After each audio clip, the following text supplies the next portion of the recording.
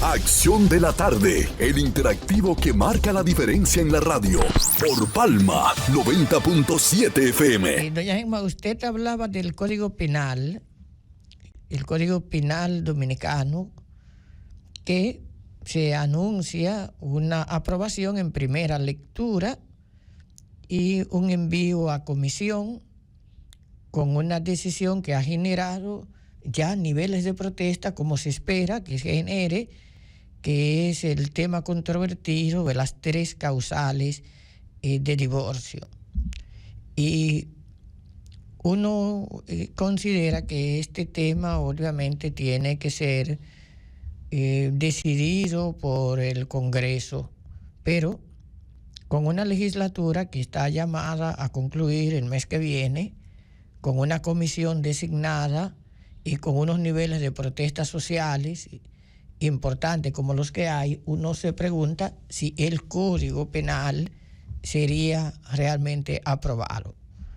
Lo veo difícil que en esta legislatura, termina el 26 del mes que viene. Si persisten porque después, doña Gemma, que usted aprueba en primera lectura un código y lo manda a comisión, la segunda lectura se dificulta, se distancia.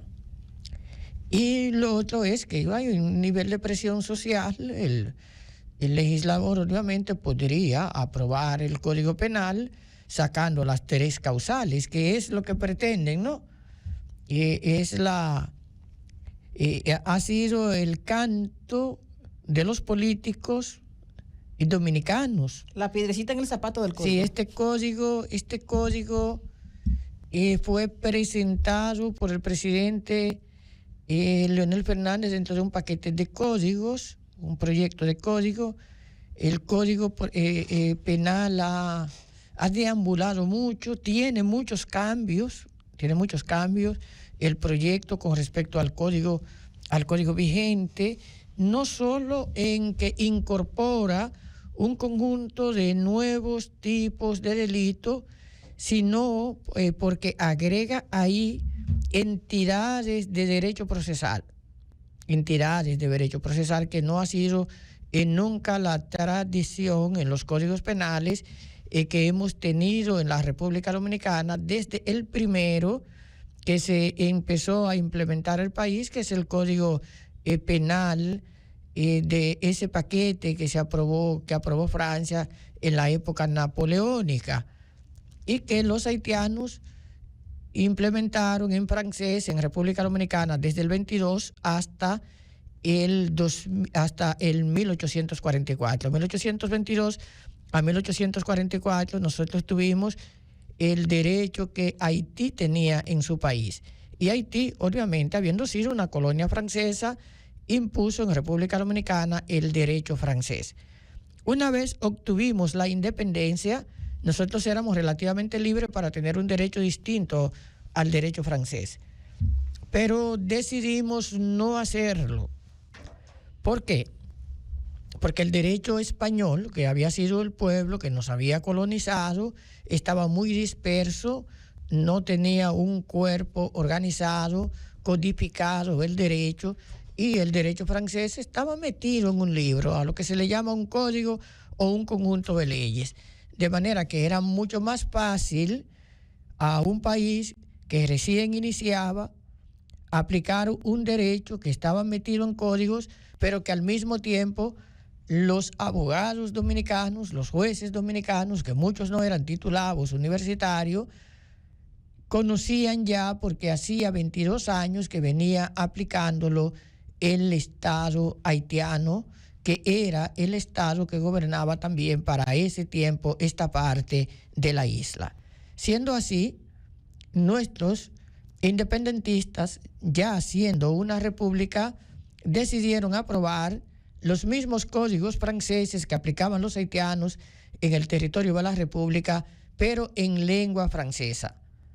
El derecho nos rigió a nosotros desde 1822 hasta 1844, 84 en lengua francesa, porque fue el presidente Lilis que ordenó la traducción de estos códigos a lengua española.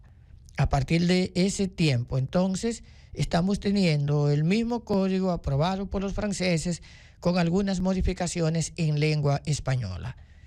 Este nuevo código al que hacíamos referencia ahorita ha deambulado mucho por el Congreso Nacional. Se aprobó una versión parecida al proyecto que tenemos, no igual, en el año 2015. Se aprobó para que entrara en vigencia, que era la ley 550, que debía entrar en vigencia en ese año. Pero el Tribunal Constitucional sacó este código del sistema normativo, lo declaró inconstitucional y dispuso la vigencia hasta que se aprobara un nuevo código del código que había sido derogado por el Congreso, que es el que actualmente tenemos. Uno de los casos de supervivencia legislativa más extraños que ha tenido que manejar el Tribunal Constitucional, porque resulta que cuando esta Corte Superior declara no conforme con la Constitución el Código Penal, todavía no había entrado en vigencia. Debía entrar en vigencia en diciembre del 2015 y horas antes fue declarado inconstitucional y por lo tanto no entró. Las razones por las cuales el Constitucional expulsó el nuevo código de nuestro sistema de normas no fueron las tres causales. No fueron las tres causales como podría entenderse con tanta agua por beber que ha generado este tema. Fue por una cuestión de forma, El Congreso Nacional aprobó el código y el código fue enviado al Poder Ejecutivo, que para ese entonces era el presidente Danilo Medina, el jefe del Ejecutivo. El Ejecutivo le hizo observaciones al código, porque el Ejecutivo no estaba de acuerdo con la decisión que tomó el Congreso con respecto a las tres causales. Al no estar de acuerdo, vetó la ley, devolvió la ley a la última Cámara que la aprobó. Esta última Cámara acoge observaciones, o sea, decide sobre las observaciones, que es lo correcto decir, y devuelve el código al Poder Ejecutivo y el Poder Ejecutivo lo promulga. Lo que debió hacer la Cámara no era devolver el código ya con la decisión del veto presidencial, sino remitirlo a la otra Cámara, porque nosotros tenemos un Congreso bicameral y la decisión de una de las cámaras no obliga, es la decisión coherente en el mismo sentido de ambas cámaras. Nosotros necesitamos, para que una ley lo sea, del consenso legislativo de las dos cámaras. En ese sentido, si una cámara no está de acuerdo con lo que otra decidió, entonces la modificación que hace tiene que enviarla de nuevo a la primera cámara que decidió. Si esta segunda cámara acoge ese cambio, entonces sí puede remitir el proyecto ya convertido en ley al Ejecutivo. En este caso, el Tribunal Constitucional declaró no conforme con la Constitución porque el Congreso no agotó la fase de remitir la decisión de la Cámara que conoció el veto a la siguiente para ver lo que ésta decidía con respecto al mismo tema. Uno se pregunta si fue una jugada política de los legisladores. Si fue una jugada política, aprobamos el código, pero sabemos que ese código del Tribunal Constitucional, por una cuestión de forma, lo va a declarar no conforme con la Constitución. Esto ocurrió y desde el 2015 no tenemos un proyecto que haya sido aprobado en dos lecturas por cada una de las cámaras de manera consensuada. Podría ocurrir que ahora se avance, se apruebe, o que sencillamente se busque una nueva excusa para no aprobar el código. Yo creo en lo personal que la mayor parte de los legisladores dominicanos no están de acuerdo con incluir las tres causales. Y lo digo así porque tuvimos la ocasión de entrevistar a muchos candidatos al Senado y a la Cámara de Diputados con respecto a las elecciones anteriores, y cuando colocábamos ese tema había más de un 80% de aspirantes a las posiciones legislativas que decían que no estaban de acuerdo con las 3 causales porque ellos eran pro vida.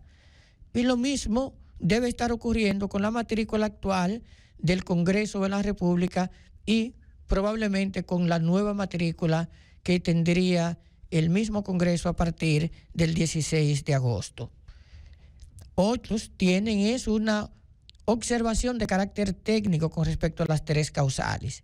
No es que sean pro vida o no, sino que entienden que el legislador ordinario, si incluye la despenalización del aborto a través de 3 causales, estaría, según ellos, vulnerando el artículo 37 de la Constitución, que dispone que la vida es inalienable desde la concepción hasta la muerte, y que por lo tanto el legislador dominicano, si aprobara expresamente una ley que dijera que se puede atentar contra la vida durante la concepción, si se presentaran circunstancias como la violación o la deformación o circunstancias como el peligro de la madre a la hora en que el producto, ya fuese embrionario o el feto, se convirtiese en un riesgo para la supervivencia de la progenitora, que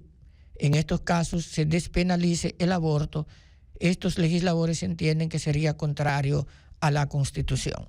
Pero al margen de esta situación, y yo pienso que ha faltado responsabilidad política. Si usted, como legislador, no está de acuerdo con las 3 causales, apruebe el código sin las 3 causales.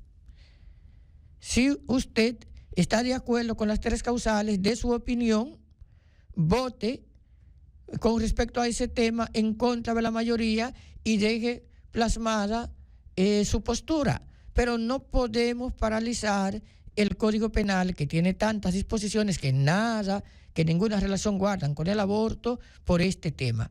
Especialmente porque el tema del aborto se ha manejado con mucha hipocresía en República Dominicana. Aquí en República Dominicana hay una cultura que se ha venido apoderando de muchos estamentos, una cultura abortiva. Muchas mujeres, adolescentes y adultas abortan, y muchos hombres le consiguen recursos para que aborten, y muchas pastillas se venden en las farmacias que son abortivas y que la gente se las aplica después de una determinada relación. Yo creo que obviamente en el plano moral cada uno debe tener una visión con respecto al tema de la vida. Yo creo en la vida, a mí me parece que debemos respetar la vida. Creo también que hay circunstancias en las cuales la vida de la madre es la que se tiene que proteger, porque la vida de la madre, si está en riesgo, es obvio que es una vida ya madura, ya tú colocas en riesgo tanto la vida de ella como la vida del embrión o la vida del feto, y entonces podrías perder 2 vidas por no tomar una decisión que es del campo de la medicina, no meramente del campo del derecho, sino del campo de la medicina. Es el médico el que tiene que saber si en un caso concreto hay peligro para la vida de la madre y tomar la decisión que la ciencia médica indique. Hasta ahora, en República Dominicana no conozco ningún caso donde un médico, salvando la vida de la madre, haya recibido penas por aborto. No lo conozco. Es más, los casos de aborto en República Dominicana no llegan a los tribunales, rara vez. Jenny Berenice, hoy procuradora general de la República, una de las procuradoras adjuntas de doña Miriam Germán, fue fiscal en Santiago y fiscal en el Distrito Nacional, y en una declaración pública dijo hace algún tiempo que ella no vio en sus 2 fiscalías un solo caso de aborto. Lo que significa que aquí sí se producen muchos abortos, pero que no se judicializan. y no se judicializan por la dificultad extrema que tiene el probarse. Porque para que haya aborto tiene que haber embarazo. ¿Y quién lleva la prueba del embarazo? ¿La lleva la mujer que se practica el aborto? ¿La lleva el médico o la enfermera que le ayudó a abortar? Como este es un crimen de la intimidad y a veces un crimen de la clandestinidad, está claro que resulta muy difícil probar, y como no hay pruebas, entonces no se procesa a quien comete el tipo penal. Pero bajo este esquema, obviamente, que también hay muchas personas que tienen miedo con respecto a lo que pueda ocurrir en las cámaras legislativas. Porque yo creo que este tema, hay que verlo, hay que aprobar el código, y entiendo que si el código se queda como está, tampoco tendrá mayores repercusiones por lo que he dicho, porque en este país, como señalé ahorita, si buscamos las estadísticas de la penalización del aborto, encontraremos que estos casos no llegan a los tribunales. Vea las páginas de la Suprema Corte de Justicia, vea las páginas de la Procuraduría General de la República, levante información con respecto a las estadísticas y usted verá qué lugar tiene el aborto en los crímenes que se persiguen en la República Dominicana. Se sorprenderá al descubrir que rara vez se abre un caso en esta materia. Sin embargo, no aprobamos el Código Penal porque las tres causales, hay un grupo que quiere que se incorpore y hay un grupo que quiere que no se incorpore al nuevo Código Penal. Hipocresía social y responsabilidad política.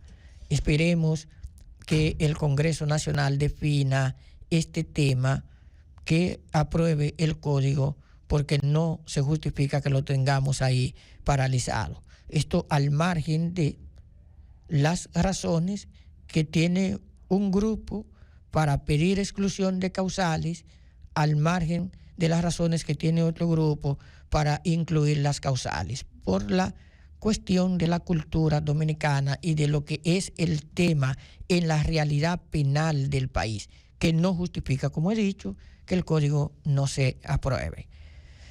Señores, sigue preocupando el tema haitiano. La República Dominicana está teniendo una vigilancia sobre lo que ocurre en Haití. Han llegado 400 kenianos, han llegado 400 hombres de Kenia con una misión específica de poner control a lo que es el orden en este país. Y estos 400 policías ya empezaron a detener, a apresar, ya empezaron a movilizarse, apenas llegan ayer y ya tienen una operatividad que es notoria. El primer ministro Conil, un médico incorporado a organismos de las Naciones Unidas, está teniendo una comunicación estrecha con esta fuerza. Las bandas de Haití han manifestado a través de un video de uno de sus más connotados líderes, el Barbecue, que están dispuestos a abrir un espacio para el diálogo, para la pacificación del país, y la reacción de grupos importantes de medios de comunicación en Haití es que el señor Barbecue está haciendo esta propuesta demasiado tarde. En otras palabras, en Haití hay fuerzas sociales que apoyan la presencia de la fuerza internacional, y apoyándola está claro que debe impedirse que quieren que esta fuerza ataque las bandas, porque en el fondo fue la razón que motivó el que el Consejo de Seguridad de las Naciones Unidas en octubre del año 2023 aprobara que Kenia encabezara esta fuerza. Pero el tema no es tan pacífico, no es tan cómodo verlo así meramente, porque en Kenia también hay una situación compleja, porque se cuestiona al presidente Ruto, que el lunes cuando se reúne con los 400 hombres para organizar su salida, para despedirlos, no quiso que los medios de comunicación estuviesen presentes. Y era porque se esperaba muchas preguntas de los medios de comunicación. En tanto que el tribunal de Nairobi está apoderado de una solicitud que también la puso, la dispuso, porque entró en vacaciones para unos meses para hallarla, una solicitud de que se declarara no conforme con la Constitución el despeje de estos hombres, porque según el proponente de la moción de inconstitucionalidad, el acuerdo que hizo Haití con Kenia no reunía las condiciones previstas en el texto constitucional y en la legislación de aquel país.